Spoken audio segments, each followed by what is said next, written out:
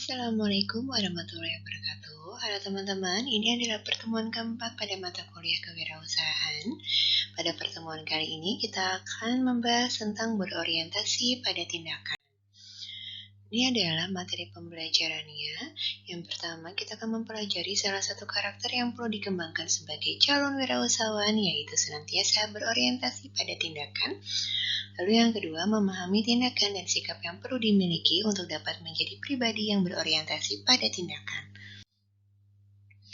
Di sini kita lihat ciri-ciri seorang pengusaha, yaitu mampu mengambil keputusan dan bertindak cepat. Ada beberapa orientasi, yaitu orientasi PDCA atau Plan, Do, Check, and Action, maka menghindari.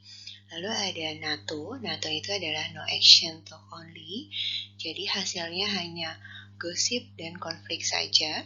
Ada NADO itu No Action, Dream Only, atau hanya bermimpi saja, hasilnya adalah hanya visi dan karya seni. Lalu ada NACO ini adalah No Action, Concept Only, hasilnya adalah teori dan falsafah aja.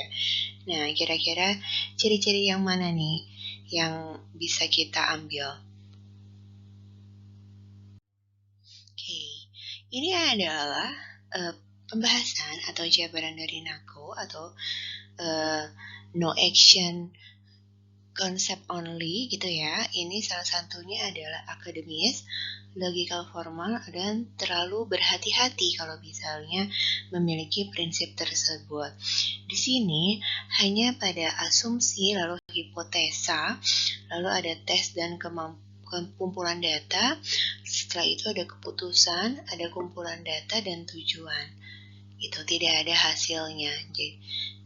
Jadi hanya ini ada 8 Habits of Highly Effective People menurut Stephen Covey.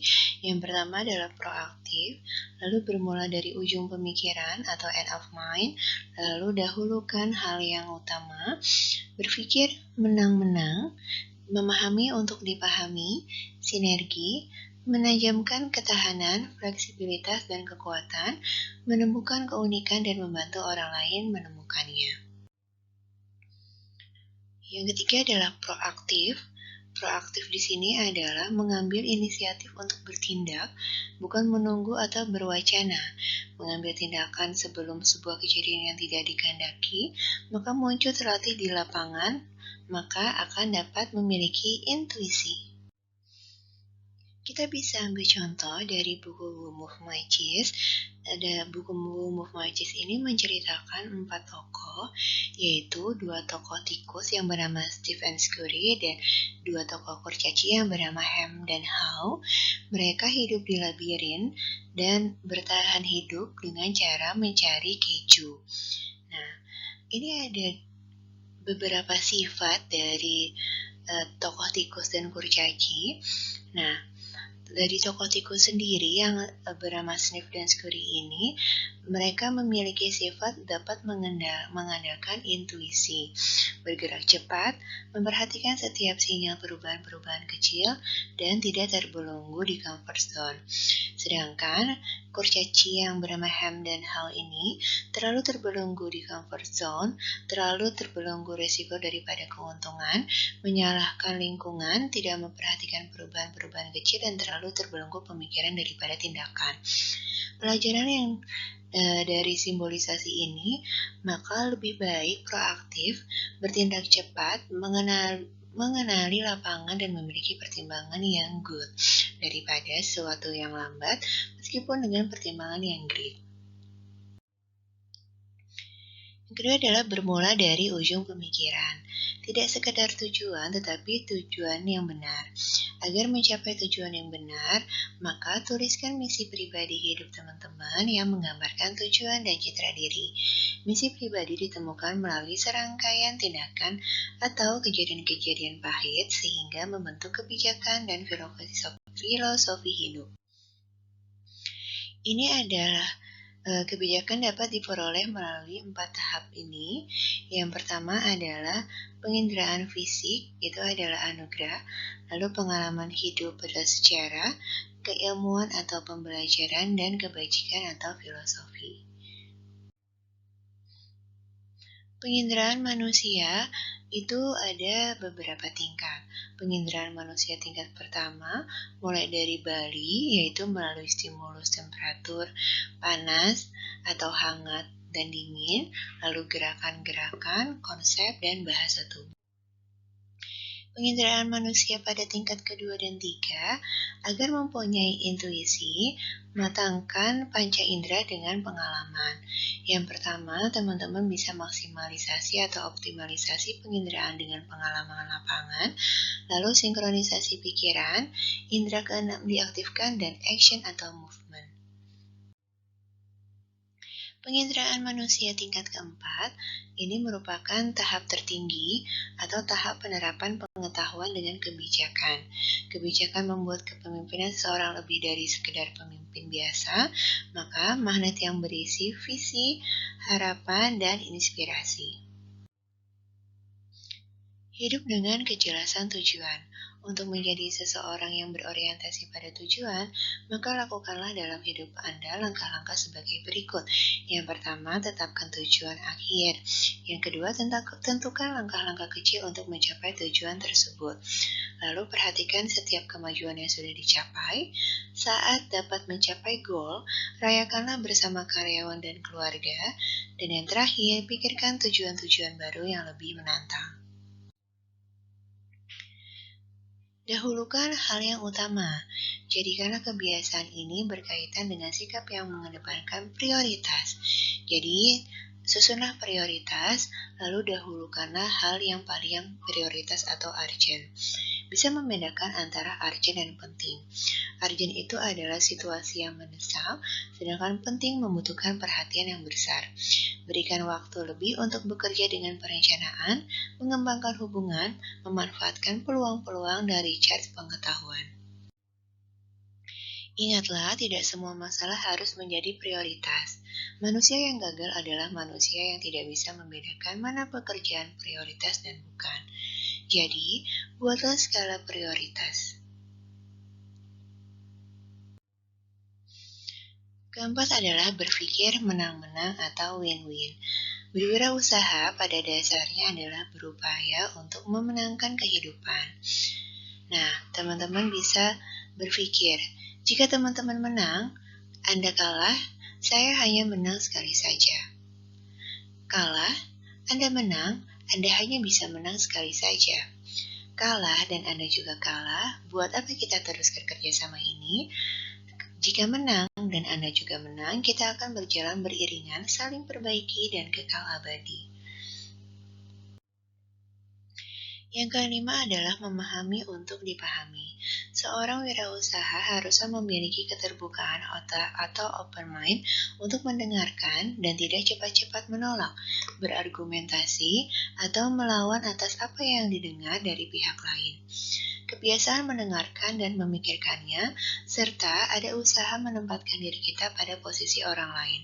Selanjutnya adalah sinergi. Seorang wirausaha harus mencari sinergi, yaitu suatu total yang lebih besar dari penjumlahan elemen-elemen tunggalnya.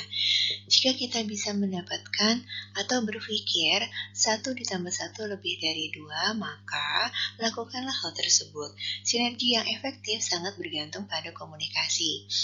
Carilah rekan usaha yang saling melengkapi, yang berorientasi pada sinergi agar teman-teman dapat berorientasi pada tindakan. Sinergi itu harus bersifat kooperatif. Maka untuk menjalin atau sinergi, maka perlu mendengar, merespon, dan kooperatif. Yang ketujuh adalah menajamkan ketahanan, fleksibilitas, dan kekuatan. Upaya yang dapat dilakukan untuk menajamkan ketahanan, fleksibilitas, dan kekuatan adalah berikan makanan pada jiwa atau spiritual, hidup yang seimbang, lakukan meditasi, bacalah buku-buku self-help yang membangkitkan semangat atau mendengarkan musik yang menggairahkan. Jangan pernah takut menghadapi kesalahan kecil. Ingatlah, ketika manusia menciptakan pensil, manusia juga menciptakan penghapus. Maka, smart mistakes versus the mistake. Bukan yang terkuat, melainkan yang adaptif yang berumur panjang. Ini adalah seseorang yang bernama Bu Peabody. Beliau adalah seorang wirausahawan internet, membangun tripod.com. Beliau melakukan latihan blind faith. Blind faith, walau mendapatkan serangkaian penolakan, Bu percaya bahwa usahanya kelak akan berhasil dan diterima. Bu belajar menerima kata-kata penolakan dan menghadapinya dengan kepala dingin, sampai penolakan itu berubah menjadi penerimaan. Ia tekun meyakinkan bahwa investasi mereka dapat membuahkan hasil. Yang kedelapan atau yang terakhir adalah temukan keunikan pribadi dan bantulah orang lain menemukannya. Dari perilaku efektif menjadi luar biasa, mulailah dengan menemukan atau mengenali keunikan diri sendiri. Potensi diri ada 4 elemen utama. Yang pertama adalah pikiran, yang kedua adalah tubuh, yang ketiga adalah hati, dan yang terakhir adalah jiwa. Ini adalah warna-warni tindakan atau tes brand color. Cara berpikir teman-teman masing-masing akan menentukan tindakan seperti apa yang teman-teman ambil setiap kali teman-teman berhadapan dengan masalah. Setiap orang mempunyai warna-warni pikiran yang berbeda-beda. Seperti apakah cara berpikir teman-teman dan bagaimana teman-teman merespon persoalan-persoalan? Ikuti tes brand color berikut. Di sini ada beberapa kata, lalu teman-teman berikan penilaian tentang diri Anda, tentang diri teman-teman. Ada 4 skala. Skala 1 adalah jarang atau bukan teman-teman sama sekali. Skala 2 adalah agak kurang. Skala 3 mendekati, dan skala 4 teman-teman sekali atau yang sangat setuju. Nanti teman-teman bisa isi di sini.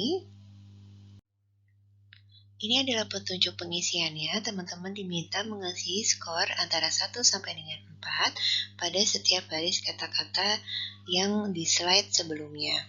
Pada statement-statement di slide itu, teman-teman akan menemui kata-kata yang biasa teman-teman temui. Beberapa kata lebih teman-teman sukai dari kata yang lainnya karena kata-kata tersebut lebih mewakili diri teman-teman. Maka berikanlah skor 4 pada kata yang mewakili diri teman-teman dan 1 yang bukan mewakili diri teman-teman. Sedangkan kata yang mendekati diri teman-teman beri skor 3 dan seterusnya. Perhatikanlah, mengisinya harus baris demi baris secara horizontal, bukan vertikal. Teman-teman baru boleh pindah ke baris berikutnya setelah satu baris selesai. Setelah selesai, jumlahkanlah skor setiap kolom dan isilah total skor di bagian bawah. Lingkarilah total skor yang tertinggi. Baik, terima kasih untuk perhatiannya teman-teman. Saya akhiri untuk pertemuan hari ini. Wassalamualaikum warahmatullahi wabarakatuh.